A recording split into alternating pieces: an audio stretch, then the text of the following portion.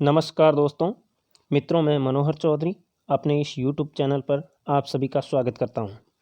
मित्रों, आज की इस वीडियो में हम ब्रिटिश ईस्ट इंडिया कंपनी की स्थापना और 1773 के रेगुलेटिंग एक्ट के बारे में अध्ययन करेंगे, जो कि भारत के संवैधानिक इतिहास का मूल है। यानी भारत के संविधान की स्थापना है वो कहीं न कहीं यहाँ से शुरू होती है।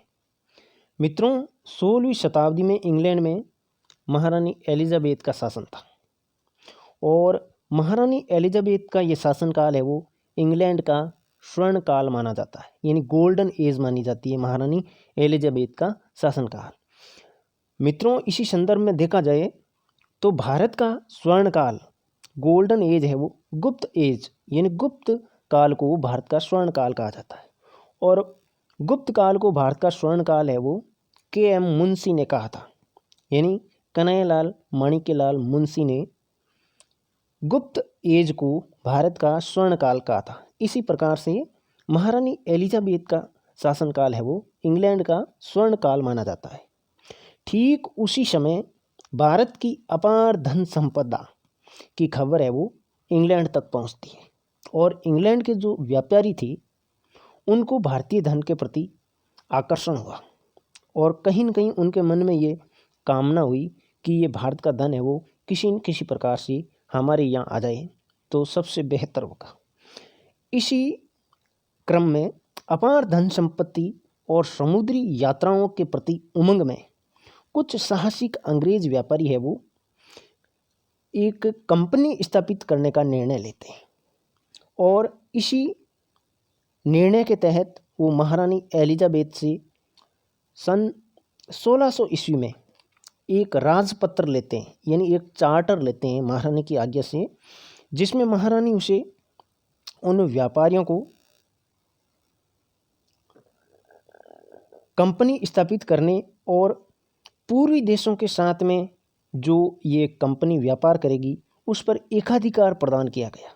यानी उन व्यापारियों के संघ के अलावा दूसरे व्यापारी है वो पूर्वी देशों के साथ में व्यापार नहीं कर पाएंगे और इस कंपनी का संचालन है वो एक व्यक्ति करेगा जो कि गवर्नर कहलाता था और ये गवर्नर है वो इसकी सहायता के लिए 24 सदस्यों की एक परिषद है वो गठित की गई। इस परिषद के माध्यम से वह गवर्नर है वो BEIC यानी ब्रिटिश ईस्ट इंडिया कंपनी का जो प्रशासन है व्यापार से संबंधित वो चलाएगा। भारत में आगमन के फलस्वरूप कंपनी ने मुंबई, मद्रास और कोलकाता इन 3 जगह अपने व्यापारिक केंद्र है वो स्थापित किए। बाद में ये मुंबई, मद्रास और कलकत्ता है वो मुख्य प्रांत बने थे अंग्रेजी साम्राज्य के और बाद में ये नगरों में परिवर्तित हुए और इन्हें प्रेसिडेंसी यानी प्रोविंस कहा गया था। पहले तो अंग्रेज एक व्यापारिक संस्था के रूप में कार्य कर रहे थे, लेकिन 1757 में जब अंग्रेज़ों को प्लासी के युद्ध में सिराज के विरुद्ध सफलता मिलती है, यानी वो नवाब सिराजुद्दौला को हराकर बंगाल के वास्तविक संस्थापक बन गए, तो उनकी महत्वाकांक्षाएं हैं वो व्यापारिक से बदल करके कहीं न कहीं राजनीतिक होने लग गई थी। और इसी क्रम में 1764 में बक्सर के युद्ध में भी उन्हें सफलता मिलती है और 1765 ईस्वी में मुग़ल बादशाह, जो कि नाम मात्र का मुग़ल बादशाह था, शाह आलम द्वितीय, उसने कंपनी को बंगाल, बिहार और उड़ीसा की दीवानी प्रदान कर दी। यानी अंग्रेज़ों को इन 3 प्रांतों से राजस्व वसूलने का अधिकार मिल गया और अंग्रेज़ है वो मालगुजारी वसूलने और न्याय प्रशासन का उत्तरदायित्व है वो अपने ऊपर ले लेते हैं। धीरे धीरे कंपनी के प्रशासन में भ्रष्टाचार बढ़ गया और अव्यवस्था व्याप्त होने लगी। कंपनी के अधिकारी राजाओं से उपहार ले लेते और खूब भ्रष्टाचार फैलाते और अपनी निजी संपत्ति है वो इकट्ठा करने लग गए, जिससे कंपनी को अत्यधिक नुकसान उठाना पड़ा, जिसके फलस्वरूप तत्कालीन ब्रिटिश प्रधानमंत्री है वो लॉर्ड नॉर्थ द्वारा एक गोपनीय समिति सीक्रेट काउंसिल की स्थापना की जाती है और ये कमेटी सलाह देती है कि कंपनी का भारत में संचालन करने के लिए एक अधिनियम बनाना चाहिए। वो अधिनियम रेगुलेटिंग एक्ट के नाम से पारित किया गया, जिसका नाम 1773 का रेगुलेटिंग एक्ट बना था। कंपनी का शासन है वो वास्तव में 1773 से शुरू होता है और जो कि 1858 ईस्वी तक चलता है। 1858 के बाद में भारत का अंग्रेजी साम्राज्य का शासन है वो ताज के अधीन हो जाता है, ब्रिटिश क्राउन के अधीन, और महारानी है वो वहाँ से शासन है वो संचालित करती है एक भारत समिति के माध्यम से। तो 1773 के रेगुलेटिंग एक्ट के बारे में आज हम विस्तार से पढ़ेंगे। पहली बार ईस्ट इंडिया कंपनी के कार्यों को नियमित और नियंत्रित करने के लिए ब्रिटिश सरकार द्वारा ये एक्ट लाया गया था। इसमें भारत में केंद्रीय प्रशासन की नींव रखी गई और पहली बार कंपनी के प्रशासनिक और राजनीतिक कार्यों को मान्यता मिली। इससे पहले कंपनी को केवल व्यापारिक मान्यता प्राप्त थी, लेकिन 1773 के रेगुलेटिंग एक्ट के पारित होने के बाद में BEIC यानी ब्रिटिश ईस्ट इंडिया कंपनी को प्रशासनिक और राजनीतिक कार्यों में मान्यता है वो भारत में मिली थी। अब इस 1773 के रेगुलेटिंग एक्ट की क्या क्या विशेषताएं थी? इस अधिनियम के तहत बंगाल का गवर्नर अब बंगाल का गवर्नर जनरल कहलाने लगा।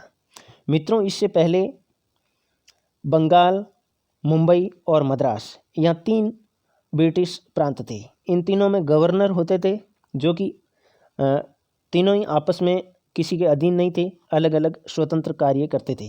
लेकिन 1773 के रेगुलेटिंग एक्ट में यह व्यवस्था की गई कि बंगाल का गवर्नर है वो इन तीनों प्रांतों का गवर्नर जनरल कहलाएगा और इन तीनों प्रांतों के गवर्नर है वो इस गवर्नर जनरल के अधीन कार्य करेंगे। तो बंगाल का प्रथम गवर्नर जनरल है वो वॉरेन हेस्टिंग्स को बनाया गया था।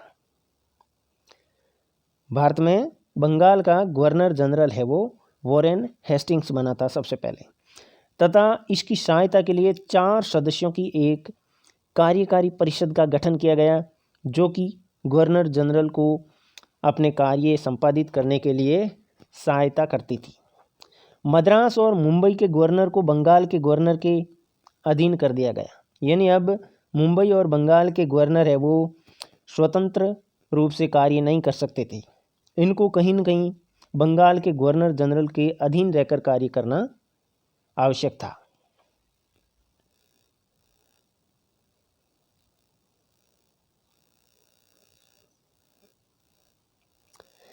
इसके बाद में कलकत्ता में 1774 ईस्वी में उच्चतम न्यायालय की स्थापना की गई। इससे पहले भारत में उच्चतम न्यायालय की स्थापना नहीं की गई थी। तो 1773 के रेगुलेटिंग एक्ट में ये व्यवस्था की गई कि भारत में एक उच्चतम न्यायालय की स्थापना हो, जो कि 1774 में जाकर कलकत्ता में स्थापित किया गया। और इसमें व्यवस्था की गई कि एक मुख्य न्यायाधीश और इसकी सहायता के लिए 3 अन्य न्यायाधीश होंगे। और इस दौरान प्रथम मुख्य न्यायाधीश है वो सर इलेजियस इम्पे, इनको नियुक्त किया गया मुख्य न्यायाधीश। और इनकी सहायता के लिए 3 अन्य न्यायाधीश है वो चैम्बर्स, लिमेंस्टर और हाइड को नियुक्त किया गया। बोर्ड ऑफ डायरेक्टर्स, जो कंपनी की गवर्निंग बॉडी होती थी, के माध्यम से कंपनी पर नियंत्रण है वो सशक्त हो गया। इसे भारत के राजस्व, नागरिक व सैन्य मामलों की जानकारी ब्रिटिश सरकार को देना भी अनिवार्य कर दिया गया, यानी इन सब मामलों की जानकारी है वो ब्रिटिश सरकार तक पहुंच जाती थी। इससे पहले ये कार्य नहीं हो पाता था। कंपनी के कर्मचारियों को अब निजी व्यापार करने या किसी राजा से उपहार लेने या किसी से भ्रष्टाचार करके रिश्वत लेने का प्रतिबंध लगा दिया गया। तो मित्रों, भारत में कंपनी के राजनीतिक कार्यों की शुरुआत है वो 1773 के रेगुलेटिंग एक्ट के तहत शुरू होती है। अब हम आगे है वो 1784 का पिट्स इंडिया एक्ट के बारे में अगले वीडियो में पढ़ेंगे। तो मित्रों, वीडियो देखने के लिए बहुत बहुत धन्यवाद।